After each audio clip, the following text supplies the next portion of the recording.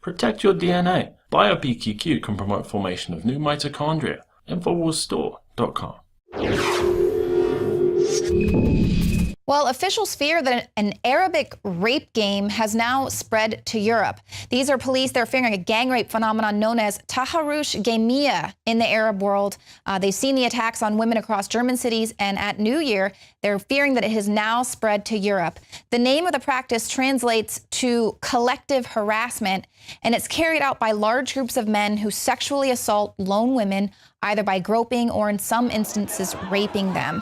The men first surround their victims in circles. Some then sexually assault her, while others, not directly involved, watch or divert outsiders' attention to what is occurring. Sometimes, of course, the victim is so terrified and in a state of shock, unable to respond, and then she's also robbed during the ordeal, which is, of course, something that a lot of the women were reporting that was happening to them on New Year's Eve. Now, a lot of apologists out there, of course, are going to say, oh, it's okay, it's just a rape game. It's not rape. So here's the big problem now that you are importing to the West. The United Nations proudly declared on their Twitter account that 2015's most popular book from the United Nations Dag Hammarskjöld Library to be none other than the Ramona Pedretti classic Immunity of Heads of State and State Officials for International Crimes. The UN moronically tweeted, "This is an academic book concerning international laws on immunity." James Diet tweeted back, "Yes, but the question we are asking is why so many people are checking it out." United Nations has no proper response outside of the self-important notion that UN officials needed to do research on the matter. Are they arrogantly bragging, or are they really that stupid? It appears that UN officials are keen on the knowledge of avoiding prison for crimes against humanity. Meanwhile, the London Independent reports officials have learned about what appears to be a fresh scandal. Investigators discovered this month that at least 4 UN peacekeepers in the Central African Republic allegedly paid young girls as little as 50 cents in exchange for sex. UN employees have been accused of 22 other incidents of alleged sexual abuse or sexual exploitation in the past 14 months. The most recent accusations come in the wake of efforts to implement a zero-tolerance policy for such offenses. Other sex crimes have occurred in Mali, South Sudan, Liberia, and Democratic Republic of Congo in recent years. The Saudis must have checked Pedretti's book out repeatedly. In Saudi Arabia, in what would be regarded as non-existent crimes in a free republic, minimal crimes including making homemade wine, talking about sex, driving a car while being a female, or even just having unrelated people in your house could get you jail time, flogged to death, or beheaded.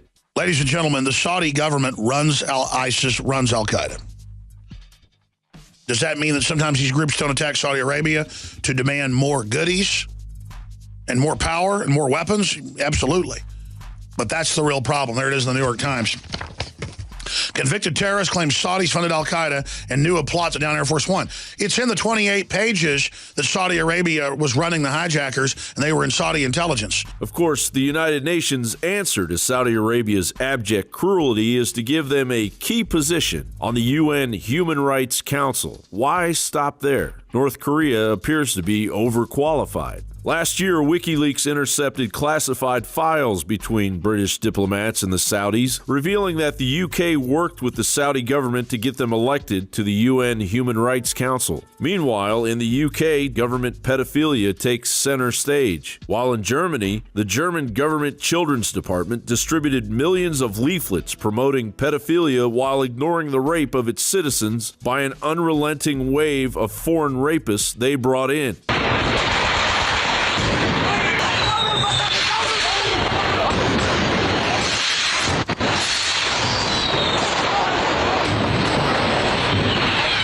Simply put, a global crime syndicate disease that makes the rules while breaking those very rules and claiming immunity is quickly infecting your government, your finances, your child's future, and ultimately your life. John Bound for Infowars.com.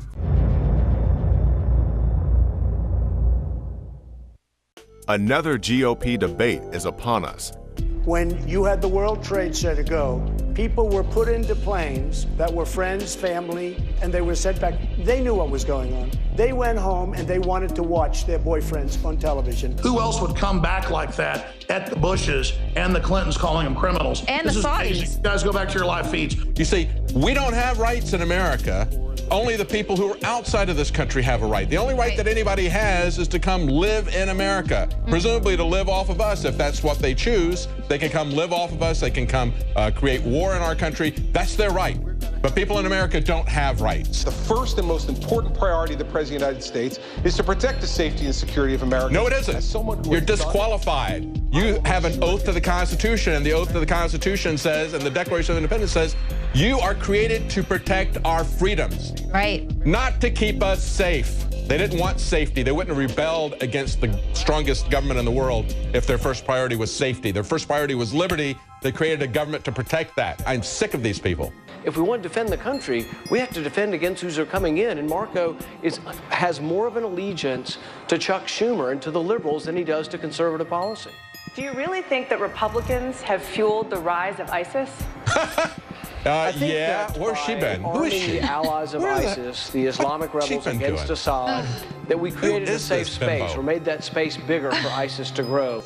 We know what's going on. We know these guys are running ISIS. And when they talk about shutting down freedom of speech, he just repeated the exact same stuff he said in his speech. Even talking about how you don't refer to these people as masterminds, he knows precisely what he's saying. These are a bunch of Morlocks, and the American people are a bunch of Eloi. When they talk about serving America, you're on the menu. Join Infowars January 14th, starting at 7 p.m. Central for another episode of Political Science Theater 3K.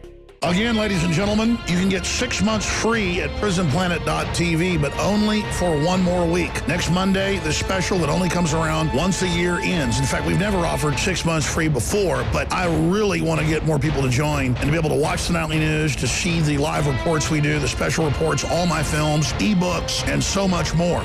One person can share their membership with 20 people, and you are funding the absolute, very leading edge, the vanguard of the resistance to the globalist operation on every front. We have to have our own platform that is harder for them to censor, harder for the system to shut down. Prisonplanet.tv. We put out the daily radio show free with the video and audio feeds at Infowars.com/show. But it is the members that get the nightly news exclusively and first, and the commercial-free video podcast and audio podcast that are paying it forward and financing and helping so many other people see the truth when we put the videos on Facebook, YouTube, and it's prisonplanet.tv that finances so much of the cameras, the equipment, the crew, the reporters. You are becoming a prisonplanet.tv member. You get exclusive HD, higher quality, get it first, and then you can download it, share it with friends and family, share your passcode with them, your username. It's a win-win, and then you're helping finance to put it out for free to everybody. Prisonplanet.tv.